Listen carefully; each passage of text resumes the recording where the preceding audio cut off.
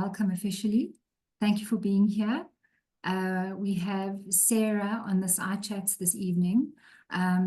She is a wellness coach and a facilitator, and she'll be sharing her personal journey, as well as sharing it's 8, right? 8 principles that she swears by to keep herself healthy and well. So thanks, Sarah. I'll hand over to you. We'll have 20 minutes more or less of Sarah presenting, and then we'll open up to any questions from your side. We'll go all the way to 9 o'clock and stop at 9. And if you can, whether you're in your pajamas or not, we'd love you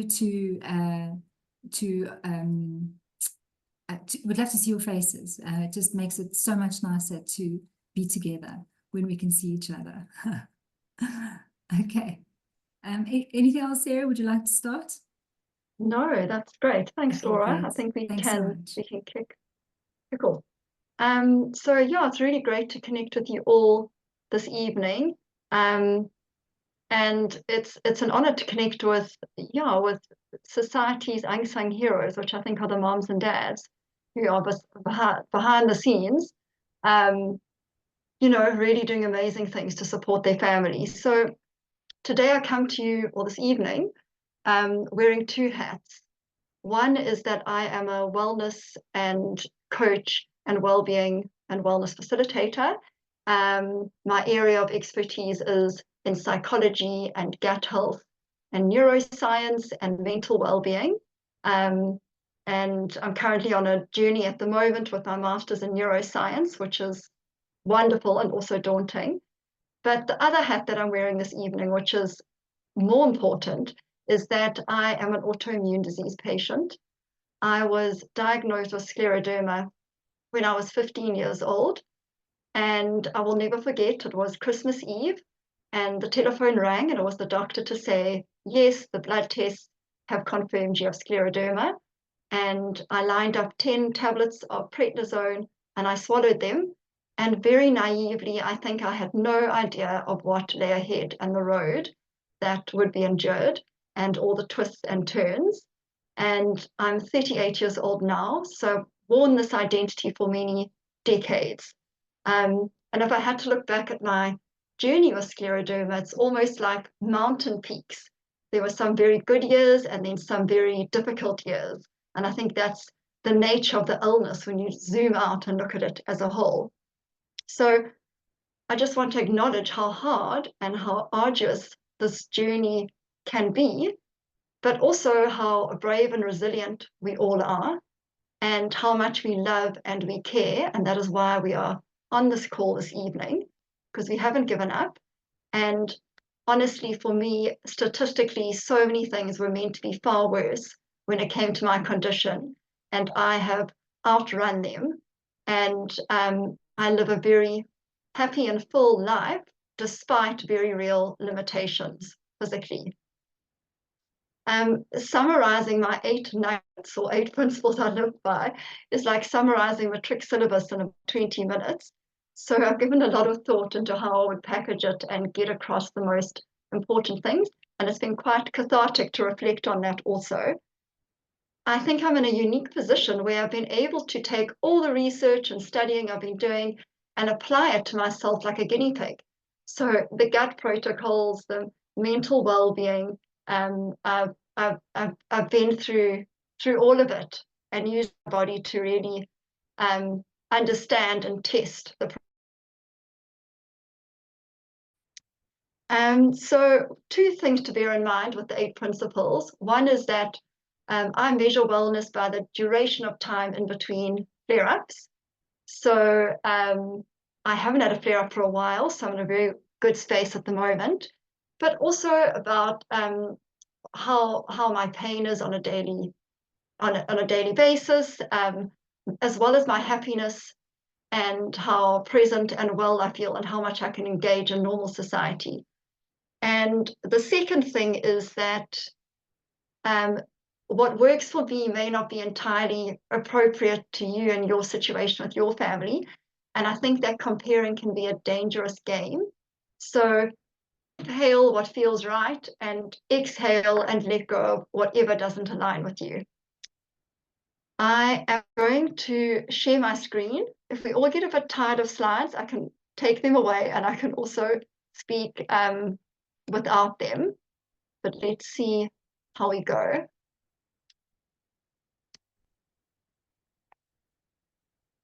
Sorry, one sec. So I think the first principle, and this kind of forms the basis of everything, is that the awareness that the mind and body are one system. So we can't separate mental from physical.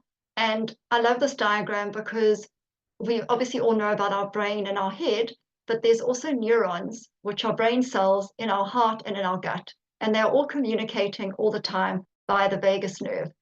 So neurology is flowing down, physiology is flowing up, and it's this one system.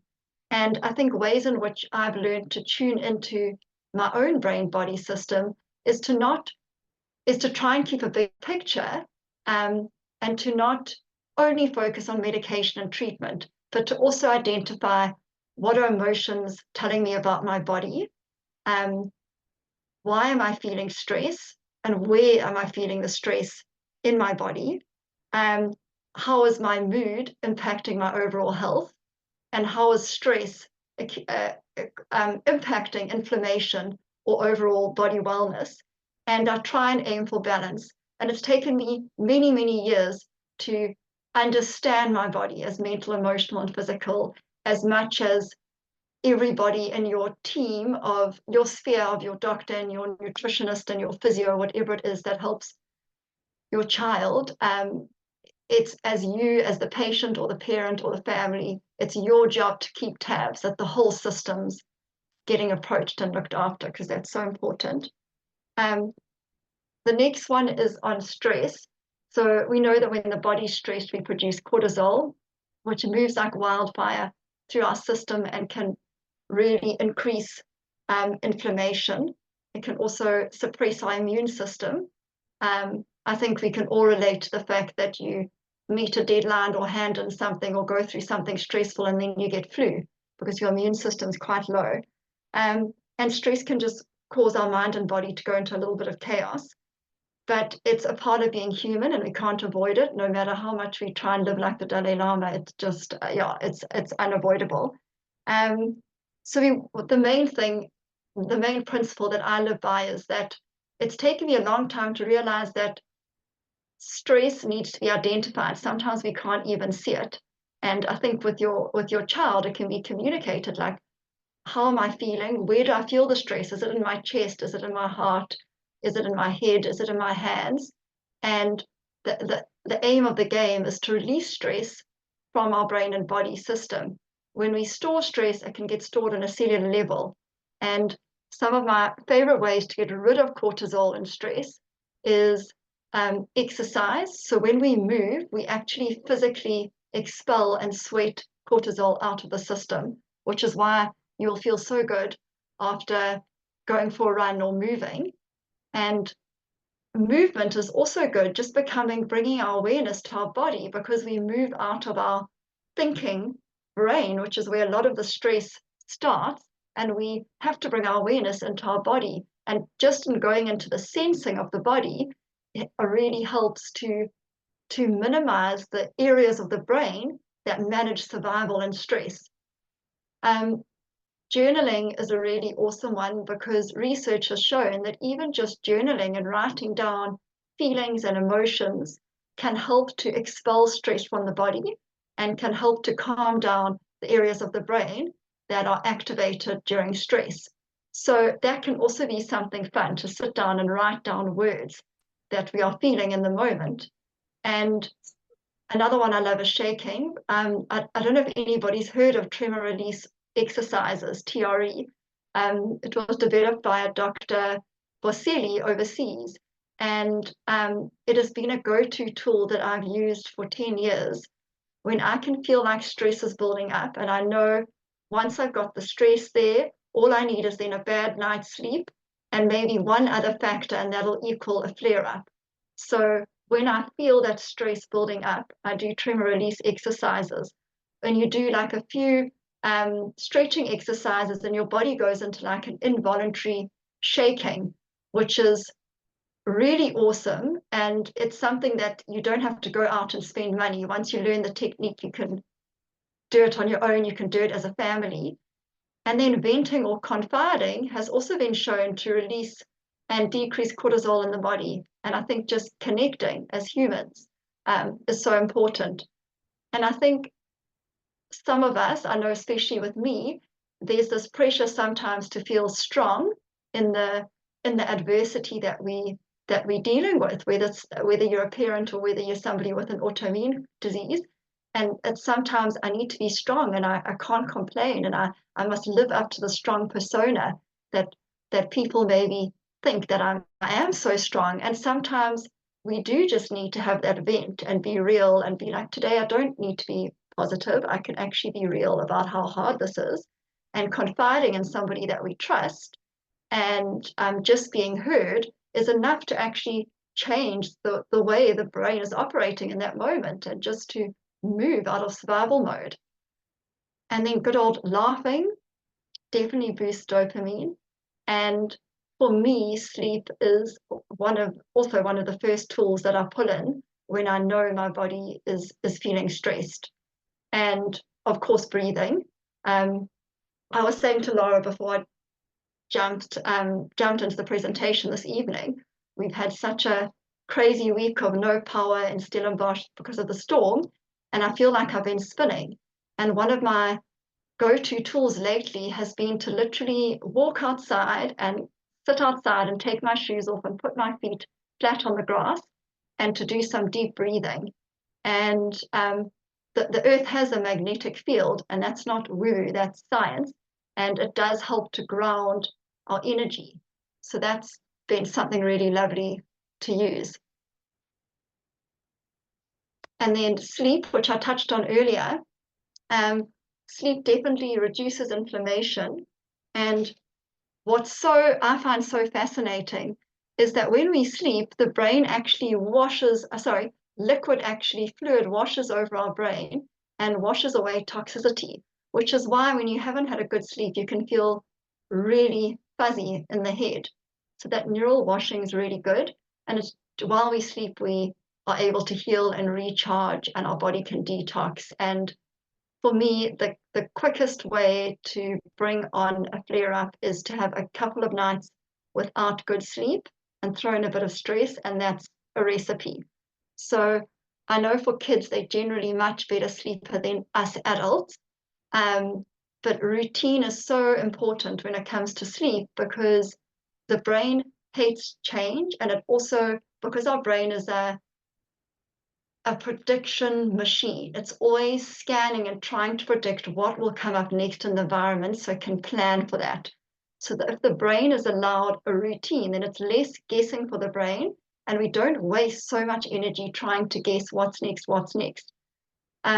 I remember listening to a neuroscientist talk, and she said she wears the same thing just about every day, or plans things the night before, so that when she wakes up, she can not waste energy on trying to decide what to wear. So I think routine and duration, of course, is so important, and quality of sleep and tuning into the body. And sorry, I see I spelled sleep wrong there. I unapologetically know that I need 9 or 10 hours of sleep at my age, which is not what the average adult needs, but I know that's what I need, and it's more when I have a flare up. And it's taken me a long time to be firm and to prioritize that that's exactly what I need to stay well. So I think it's tuning into the body and not fighting it. I think as humans, we like to know why. Why did I sleep so much last night? Or why do we need to sleep more now? But actually just to trust that your body there's something going on and it needs that rest. I think that sleep could be the next big elephant in the room. I feel like mindfulness has been ticked and gut health's been ticked. And I think the research coming through on sleep is so fascinating. So diet, let me see what the next slide is. I might stop sharing for a bit because it's quite a big topic, and just engage on a big screen for a little bit. So let me just go to this here. Okay, so when it comes to nutrition, it's such a controversial topic that I sometimes get nervous to talk about it. Because firstly, there's so much contradictory science actually available. There's science that proves that every single way of eating works. And also throw in that there's a lot of fads and there's a lot of confusion. And I think there's a lot of things circulating around on social media as well. And I think it's made it very confusing, not just for the average consumer, but then you throw in a health condition and you're trying to manage that, which is really, really difficult.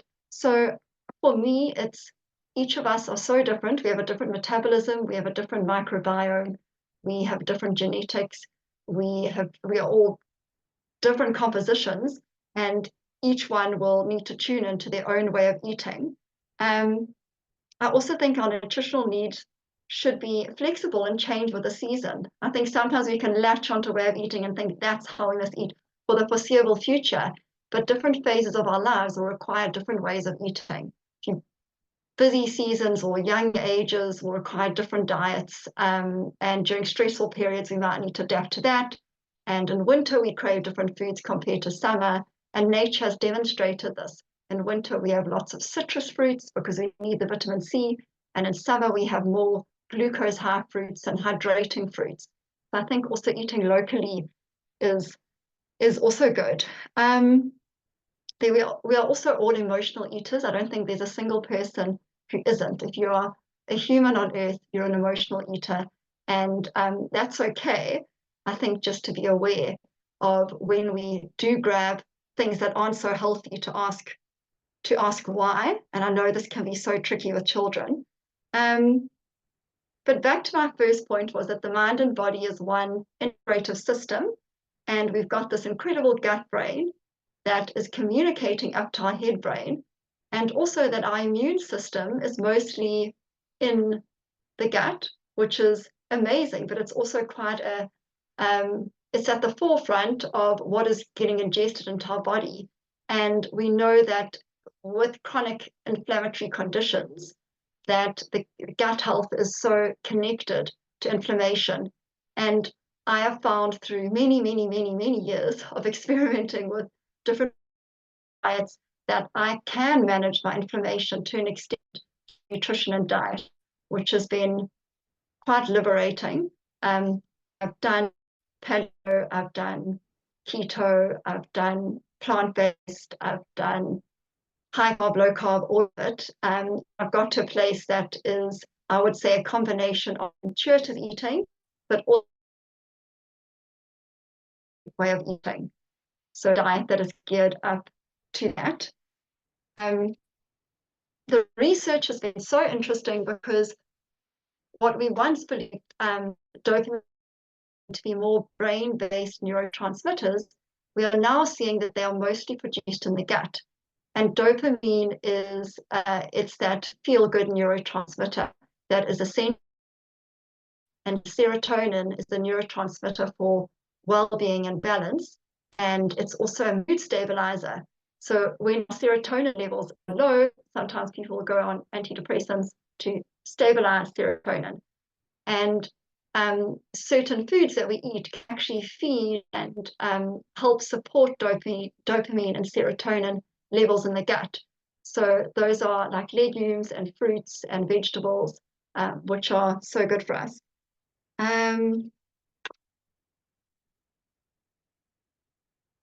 Let me just see what I have or haven't covered.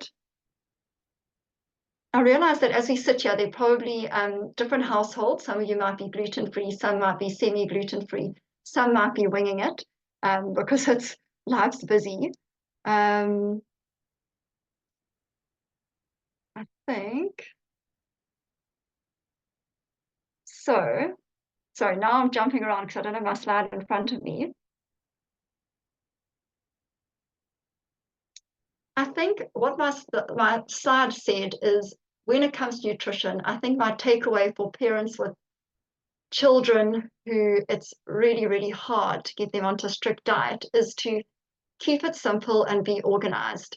So as I said earlier, our brain hates change. So I think throwing oneself into a really strict diet for a child or an adult or a family can cause so much anxiety and stress, and that can undermine the objective of healing. So before adopting a diet, it's a different way of doing it. Maybe say we're going to go dairy-free or gluten-free and see and experiment and see how we feel on that, is to be mentally and emotionally prepared before then, and to just be really, really organized. Looking back, I think I have done maybe more harm trying to stick to diets and not being prepared for how I'd handle it in social situations. And then it really, there's no point. But if it can be done from an exciting, wonderful angle, and you can be organized, and the fridge can be stocked, and the cupboard can be stocked, um, and it's managed from an emotional perspective really well, then I think it can have massive benefits to inflammation and to helping with flare-ups. So this topic I could really go on and speak about forever. So I'm going to rein myself in here. But I do want to share my favorite go-to smoothie.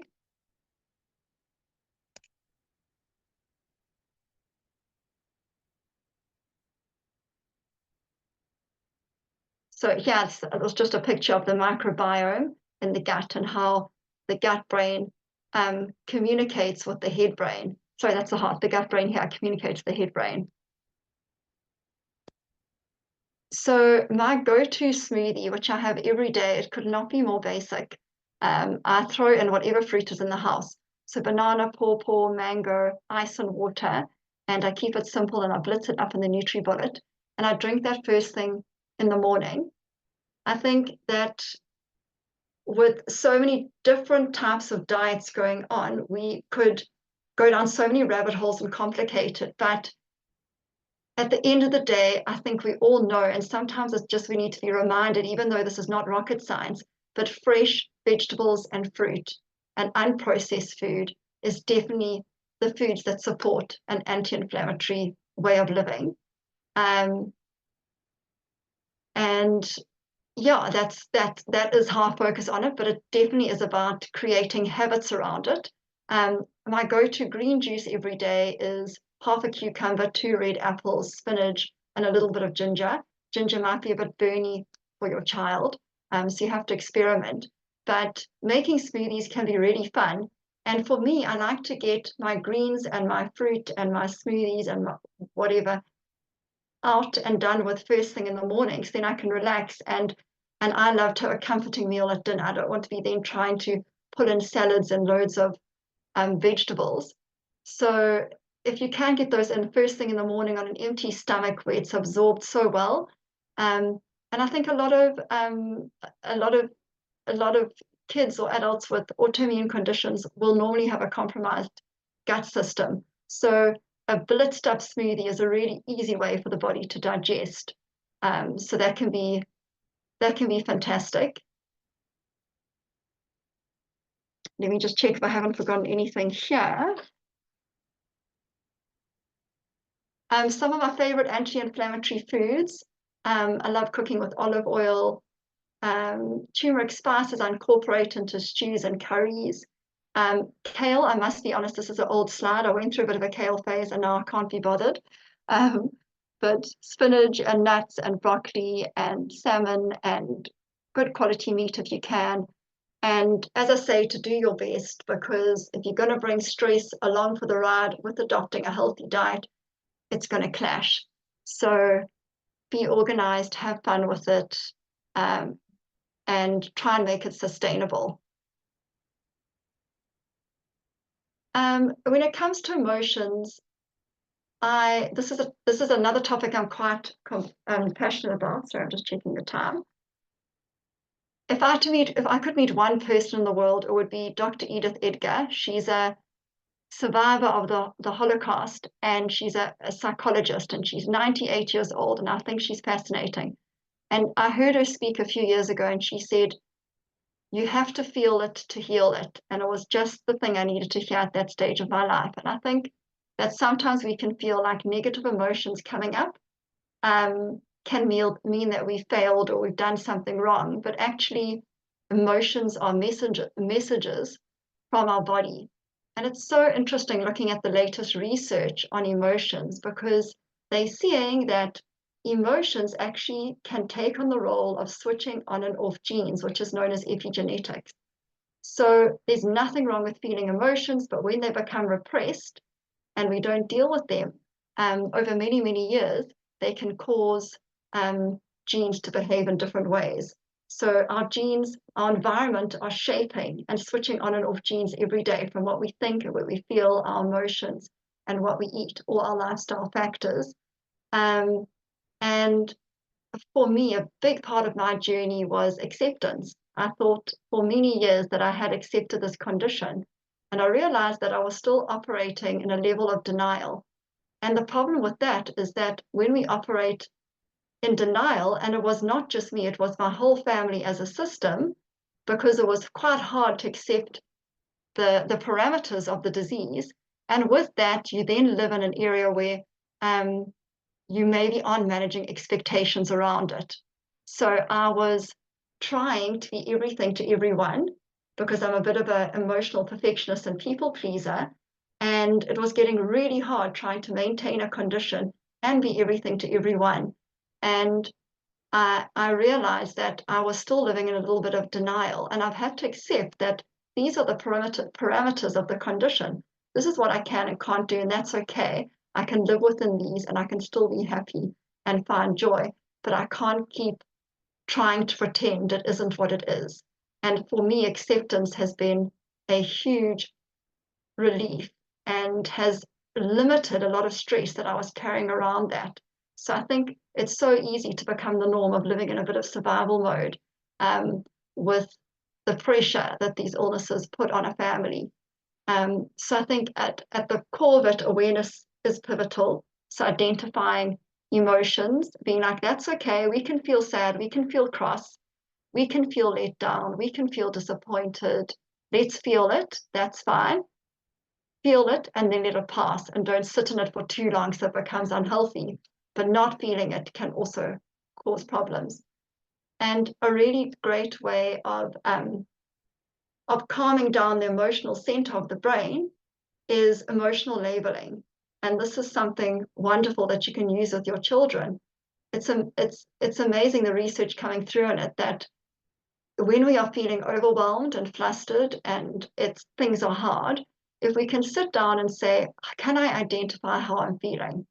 I am feeling irritated, I am feeling sad, I'm feeling a little bit depressed. And when we label it and say it out loud or write it down, it actually calms down the prefrontal cortex of the brain, and the emotional center of the brain kind of settles down a little bit more. So that's something that I also do quite often. Connection. So as humans, we have this innate need to be connected to each other. From cradle to grave, we are all looking for our tribe and to belong. And connection is so important to feel belonging, and also because when we have a sense of belonging and connection, we produce oxytocin, which is the neurotransmitter for trust. I think sometimes, and I know with me in the past, I have felt quite isolated with my journey. Even though I've got loving people around me, it can sometimes be overwhelming, and you don't know, you also feel a little bit misunderstood. I think that's been hard.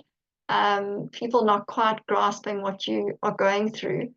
And isolation and loneliness is one of the biggest drivers coming through in research as a threat to health and well-being.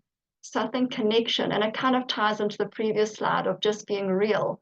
And I felt like me not being real about my condition was actually blocking my family out. And it was only until a few years ago that, and I wasn't planning on talking about this, but I think I will, that I realized that I'd been protecting my family from how harsh this was, because I could see the impact on them.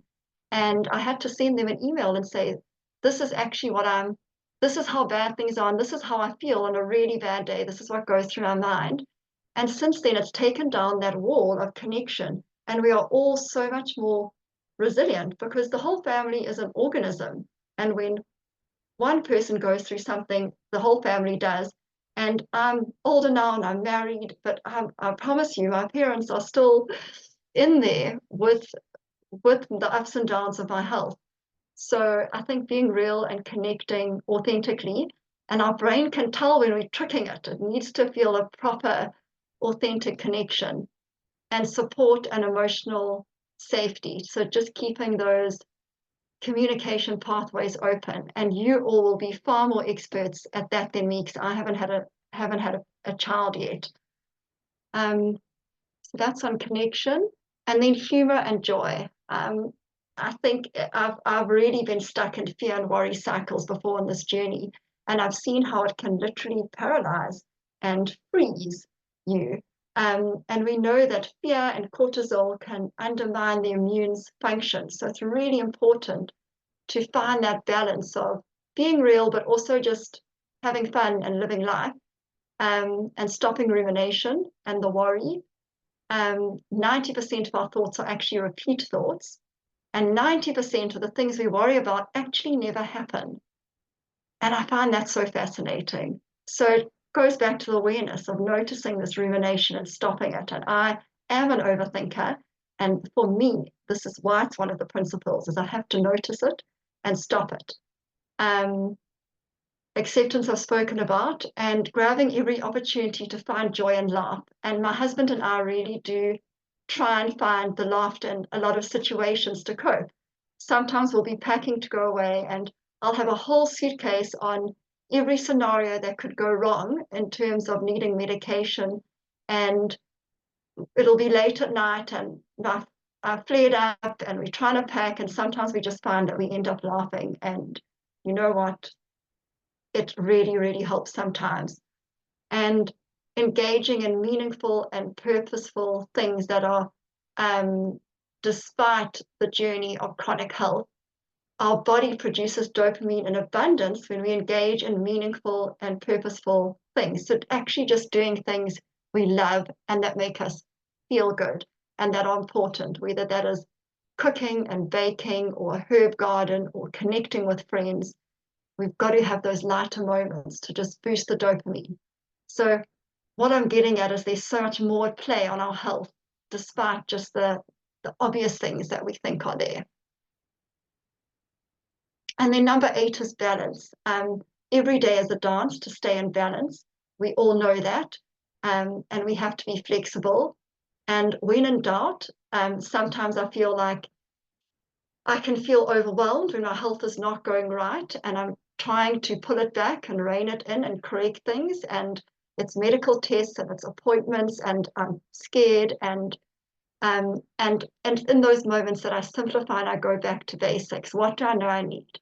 I need a good night's sleep. I need healthy eating. I need to connect with people I love. I need to trust the professionals I'm working with, and I need to do the best I can, and that's okay. And with balance means that we can't be strict and perfect and flare up free all the time. And there are going to be times. My sister's just been married the last few weeks, and sorry, a few weeks ago, and I gave myself permission to have a jolly good party. And I ate gluten and I ate dairy and I drank wine and I danced and I had so much fun. And I didn't hold on to guilt or regret. I didn't overanalyze and I didn't overthink it, and my body didn't flare up. And I think sometimes when we cheat, it's not always, I'm saying in terms of nutrition, it's not always that. It can sometimes be the way we can berate ourselves for moving past the strictness of it. There's also such interesting research coming through that they're saying that a lot of people with autoimmune diseases have similar personality types, quite A-type, quite perfectionist, people pleasers. And they're saying that these tendencies can cause stress, which can weaken the immune system. And when I read this book on this a few years ago, a light went off and I thought, oh my goodness, yes, I need to check in with myself, and make sure like that I'm not being too people pleasery or perfectionisty, and cut myself some slack and in hand that will help with my overall wellness. And then I just wanted to end with my mantra. I can't even remember who told me this quote years ago, a long time ago, but I absolutely love it. And it says, accept what is, let go of what was, and have faith in what will be. And I had to go through a bit of a process, and maybe you parents can relate to this, but I had to grieve who I was before my diagnosis.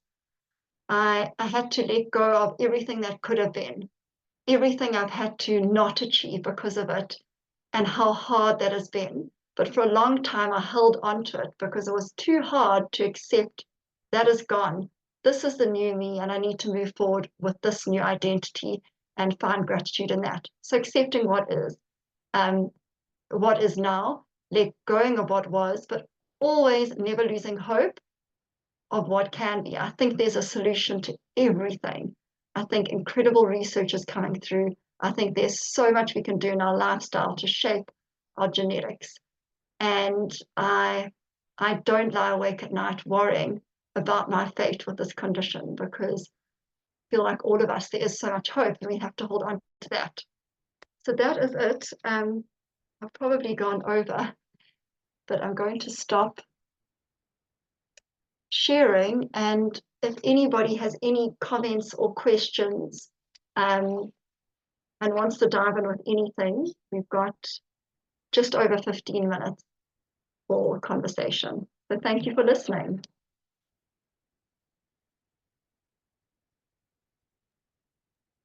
I'll start. Sarah, wow.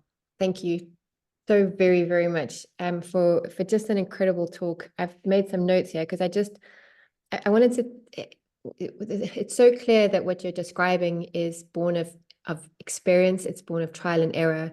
It's born of a genuine understanding for living with this every single day of your life. You've been so honest. You've shared so freely and so generously from your journey. I really appreciate it. It makes me very emotional because it's a journey that we're all living with our children, trying to help lead them through, but it's our own journey as well.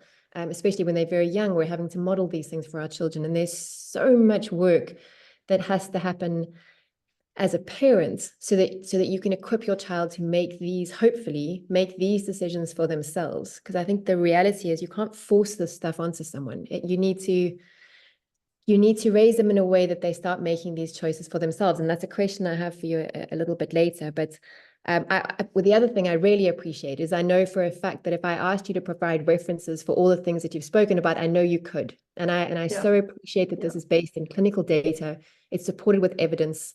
It's incredibly powerful as a result. And that combination of experience and authenticness and honesty and data research is very powerful, and I really thank you for your time because I know you have a lot on your plate, and I'm very grateful that you took the time to share this with us.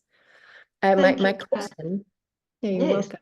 My question is do you have any advice for us as parents? I think I don't really know how to phrase my question to get it across, but from what I've learned with Ella, my daughter Ella was diagnosed very, very young, and blah blah blah. I won't go into the story, but we had a period where I certainly we made a decision about a low inflammation diet, and we lived that way for sort of 4 years, and it created there were a whole host of unintended consequences, food issues, and all sorts of resistance from both my children, in fact, and so then we had to find balance again. And ultimately, what I hope is that I'm raising my children in such a way, especially my daughter, that she will develop an interest in her own body and an appreciation for what her body is going through that allows her to make those kind of choices. Do you have any advice for parents who maybe are exhausted, who maybe are not living these things themselves right now, but are also exhausted, they're overwhelmed, they're worried, they don't have enough energy to, make a smoothie? Do you have any advice on how to get going on this journey for someone who's just starting, for whom a lot of this is not first-hand knowledge and they don't have the experience? Do you have I always imagine it's like a ball of wool. You need a starting point, do you have any advice on how to find the end of the wool? Sure, it must be incredibly challenging. And I wish I was more educated on, in terms of parenting specifically, with trying to raise your children to not have issues around food, but also trying to keep them on a healthy path. It must be so incredibly hard. I will say that with anything, when people are trying to make changes and they're also doing it from a place of exhaustion, is that I always say start small. I think we sometimes feel like we have to overhaul things overnight and make these big drastic changes. And sometimes I say to people, just for 1 week, maybe cut back a little bit on sugary drinks or chocolates. And then the second week, maybe experiment with a smoothie every Friday. And then a week after that, maybe experiment with all helping together to chop things and make a green juice. And just small incremental changes instead of trying to do too much that will overwhelm you. And we know the brain just doesn't like too much change. So it's better to just do small things. Trying to think. It's such a tough one without knowing more detail, but Sarah, I think yes. something that you and I have chatted about when we were talking about this talk has sprung out at me. You mentioned how the connection with your mother, I think, and possibly with your family, has really been like a catalyst for how you cook and how you eat. So it sounds to me like connection and making cooking fun. Even though, you know, as parents, it's exhausting. But, you know, maybe like bringing the kids into the kitchen just every now and again can be a real kind of fun family activity that brings everyone together and that gives a warm and fuzzy feeling, and it's around food. That's something that I've picked up from you. Yes, absolutely. I think creating a norm around healthy eating and getting everybody involved, and as I say, just going back to basics. But I know you're probably thinking, what recipes and what do I buy and what is healthy and what isn't, and there's all this confusion. But I feel like intuitively we all know what is good for us and what isn't. I think, as I said, I think the nutrition world has caused a lot of confusion, but just to go back to chopping and making a salad together, or making a big stew, or whizzing up a smoothie, and all getting involved and finding the joy of creating together, and starting slowly. You don't have to go from 0 to 100 in 1 week. That's really, really tough. But I've always said, I think a Nutri-Bullet in a household is a wonderful thing. It's such a quick way to get so much goodness into the body in 2 minutes. And yeah. Thanks, Sarah. Kath, in there was also another question, but I'd like to ask if anyone else would like to ask any questions. Natalie, Tennis, Lindy, Drizel, Lingiwe, and then we've got an iPhone. Would anyone like to ask a question? I had one question that I just wanted to check. So I don't know how much you know about interceptive work or the interception research as well. So it's overlapping a lot with what you were saying as well, in terms of being aware of your body, emotional labeling. So the interception is just talking about the sensory experience of when I'm hungry or when I'm thirsty or when I'm tired, or the sensory information that gets sent from your body to your brain. So that's why I was wondering if you knew about it, because I work a lot with neurodevelopment, so we do a lot of interception work there. But in hypermobility and research around hypermobility, they've been doing quite a lot of work around that, and again around pain conditions and interoceptive feedback. So because so it's a lot of it is to do with, so if I tighten my hand and relax, how does the sensation work? So is that also similar to some of the mind body feedback and the awareness that you sometimes do as well, or would that be separate? Yeah, just wanted to see if Yeah. that overlaps. I'm not familiar with I think you said interoception. I'm not familiar with that. But what you said, your last sentence said, kind of going into sensing. Yes. So anything that brings us out of our thinking mode, overthinking, and into a sensing and feeling mode, can have quite a, almost like evoke our body into more parasympathetic state. And out of like can also stop like a stress circuit. So that's why sometimes just when we're feeling like we're overthinking, ruminating, or stressed, just moving into our body, whether it's through breathing or feeling or scanning the body or just stretching and bringing our awareness into the body instead of into our analytical overthinking mind, can really help to move out of like a stressed state.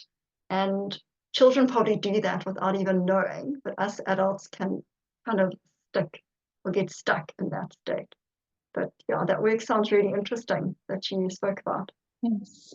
Thank you. And thank you very much for everything you shared as well. I also just want to reiterate or echo what Kath was saying. It touched on a lot of very important points and a lot of raw spots. It was very good. Thank you. Thanks so much. Appreciate that. Thanks, Giselle. Yeah, I mean, it's really hard. And also kind of being a bridge to a child and to children, and then looking after yourself. There's a lot going on. You know, is there even space for mom in this picture, Yeah. mom or dad? Or anyone else would you like to ask a question? Is there anybody out there? Thank you, where? I see Natalie commented that, so she the comments about the A-type personality and the people pleaser, she said yes. I'm speaking on her behalf because I know she's putting children to sleep, but she says, myself, my nearly 3-year-old daughter, and my mother, and we all have autoimmune, we're all A-type people and warriors and pleasers. So that resonated with her. And I wanted to ask you, Sarah, what was the name of that book you mentioned? You said this sort of, I wrote down personality types for autoimmunity, but I don't think that's what you said. What was it Yes. called? So it's called When the Body Says No, and it's by Dr. Gabor Mate. He's quite a controversial person, and I don't agree with everything he says. Some of it can be way out there. But When the Body Says No is one of his older books he's read. And yeah, it's quite a heavy read. There's a lot of science in it, but it's very interesting. In fact, his new book now is called The Myth of Normal, I think. And I think that's a revised version of it. I would need to check. So I actually found the book recommendation on a scleroderma worldwide support group, and people were discussing it, and I thought, oh, that sounds interesting.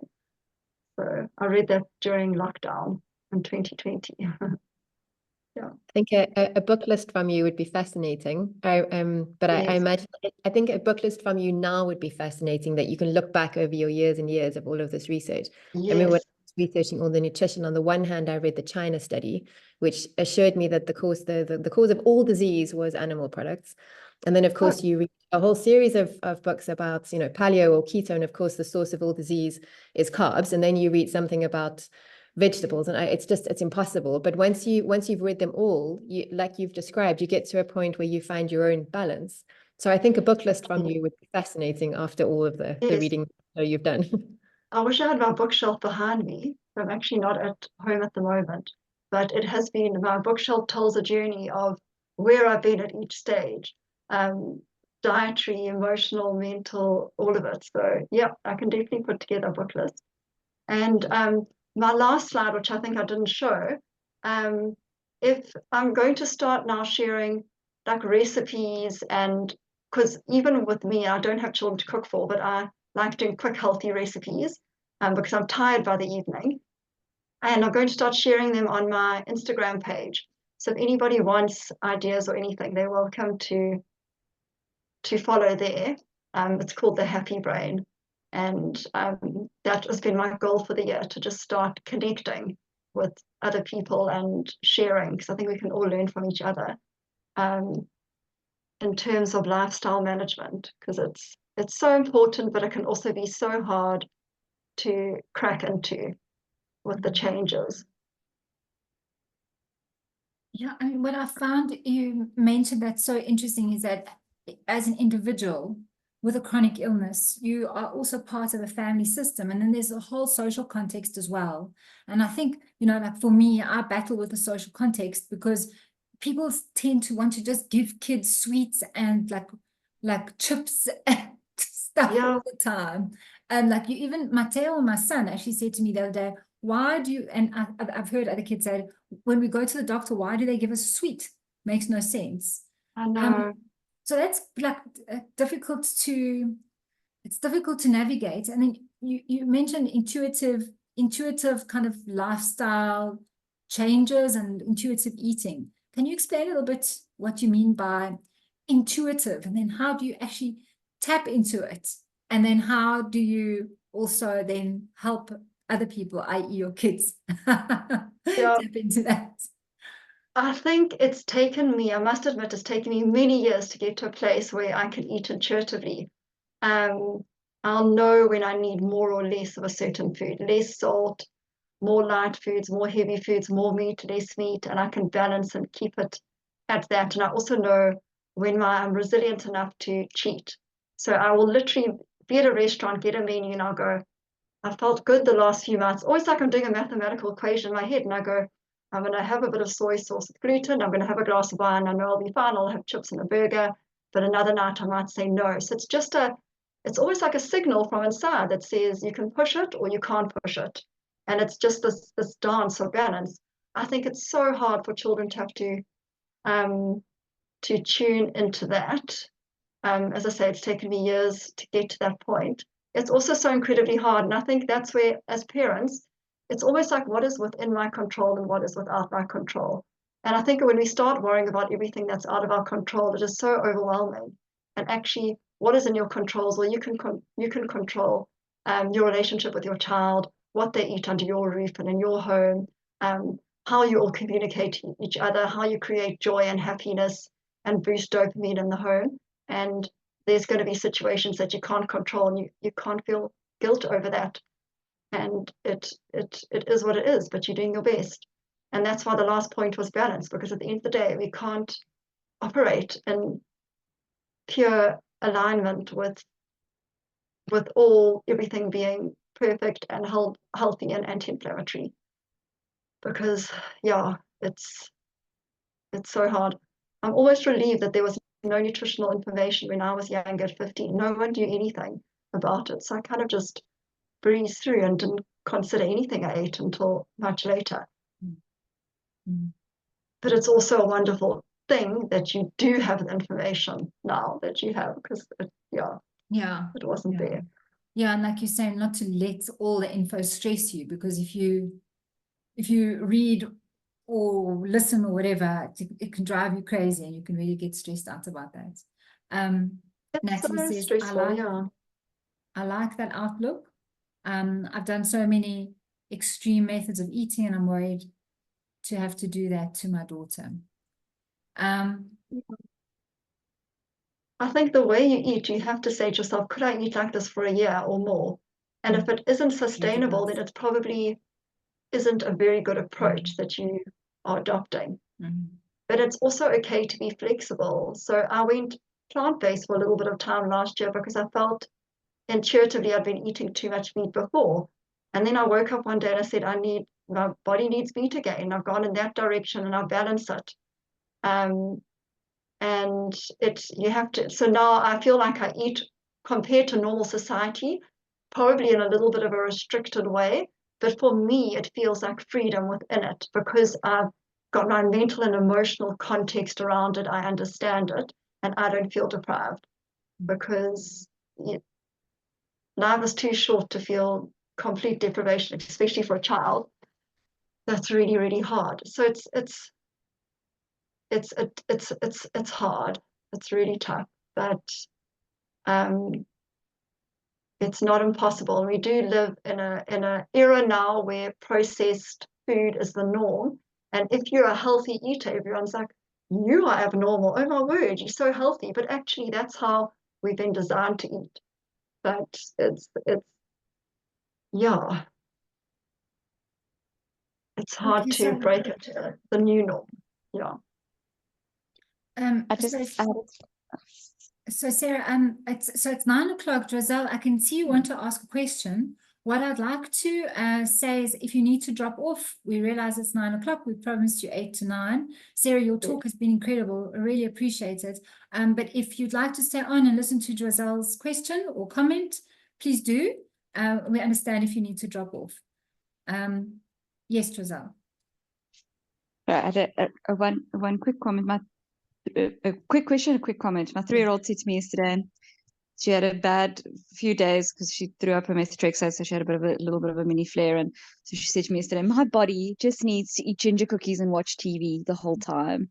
So I'm like, that's debatable, but we'll go with it. She's a lot of the time she thinks her body needs that though, so she's convinced.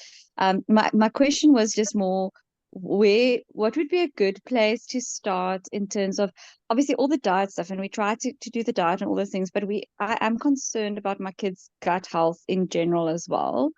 And we're not sure if this is like an additional thing or if this is a inflammatory or medication or what's going on.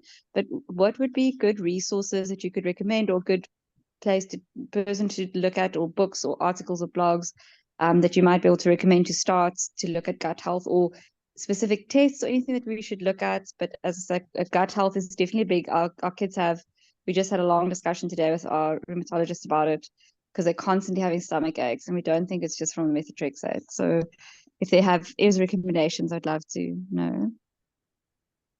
Sure. I must be honest. I feel like I mustn't give advice beyond what my parameters of expertise are. So I would start with a pediatrician and maybe a really good nutritionist to look at what tests would be appropriate, and maybe some dietary changes or probiotic or something. But in terms of resources, I'm very out of tune with, I'm more kind of focused on adults. I'm so out of tune with a 3-year-old is a completely different kettle of fish when it comes to doing gut health. So I can make a recommendation like, for you in Cape thank Town. you. Yeah. Well, if you want to, Hannah Kay is a nutritionist based in Cape Town. She's worked with a lot of people with autoimmunity, also with a lot of children. She's a nutritionist, but she's got a lot of really good qualifications, experience. She's she was also a journalist at one point, so her research skills are great. And she has a lot of experience with gut health. Okay, I'll get her details then. And you and I can have a Thanks. chat if you want. I have lots of experience making bone broth from chicken feet and all sorts of things. So if you talk about that, I'm happy to have a chat with you. But yeah, I can recommend Hannah Kay, and she's got lovely experience. Thank you. Thanks. And thank you, Sarah, as well, for your honesty and sharing that. Thanks for listening so late at night and for your questions. Thanks. Okay, so ladies and gents, Natalie's asked for the nutritionist in Cape Town's details. And Sarah, you also Hannah K, okay? You also consult, don't you? No, so I don't do one-on-one consulting. I just do workshops and facilitation. Okay. In corporate and privately, but yeah, I don't do one-on-one. Yeah. Okay, understand. Sorry, that's what I understood to be a wellness coach. Okay, got you. Yes, it's a bit confusing. Yeah. I just assumed. Interesting. Okay, so ladies and gentlemen, thank you very much for your time and for joining us. Sarah, thank you so much for this fascinating talk. And for your generosity, your vulnerability, your authenticity, and a huge amount of incredibly practical and I suppose data-driven science information that you brought to us in your own unique package. I think for me, it's so heartening to hear you talk because of your diagnosis as a child, and that really makes me feel like there's hope, and also makes me feel like there is a connection between you and me and all these lovely people in the room. So I really appreciate your time and your expertise. I've put your